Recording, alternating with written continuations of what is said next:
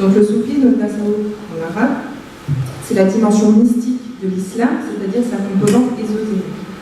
C'est une expérience spirituelle qui se vit et se goûte à partir de rites particuliers et d'un travail aussi intérieur sur soi-même, qui se manifeste à terme, qui doit se manifester à terme par une exemplarité du comportement, à l'image de notre prophète, le prophète de l'islam, Mohammed, paix et bénédiction sur lui.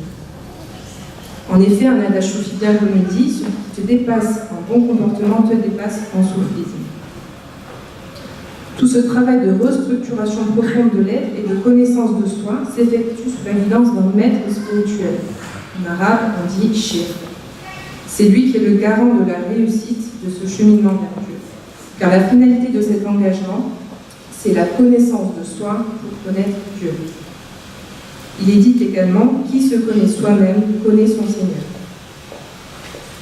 Les soufis recherchent donc la réalité divine afin de ressentir la présence divine et de se fondre dans son amour. C'est une expérience spirituelle intime qui s'exerce dans le cadre de l'islam et qui est intrinsèque à cette religion.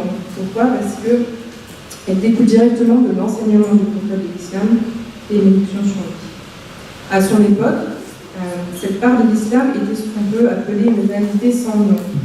Pourquoi? Parce qu'elle faisait partie intégrante de la religion sans qu'on ait besoin de la distinguer par une dénomination particulière. En effet, les premiers musulmans vivaient tous les aspects de la religion, à savoir vie rituelle, la loi religieuse, la spiritualité, l'étude du Coran et bien d'autres choses, sans les dissocier les unes des autres, car toutes ces choses-là étaient complémentaires, formaient un tout indivisible pour parvenir à une foi complète. Le cheikh Sidi Hamza al-Qadiri nous dit que justement, si nous voyons un défaut chez l'autre, cet autre qui est en face de nous, c'est qu'il est en nous-mêmes, autrement nous n'aurions pas pu le voir. Donc c'est à méditer, c'est une parole très profonde. Alors il dit aussi une autre parole, il ne faut haïr ni le juif ni le chrétien, mais plutôt l'âme égotique qui se trouve entre les côtes. Donc ici l'ennemi désigné, c'est bien sûr l'ego, il s'agit de l'ego. Donc l'ennemi ce n'est pas mon voisin, ce n'est pas mon frère, ce n'est pas mon coreligionnaire, ce n'est pas le juif ou le chrétien ou l'athée, c'est très clairement l'ego.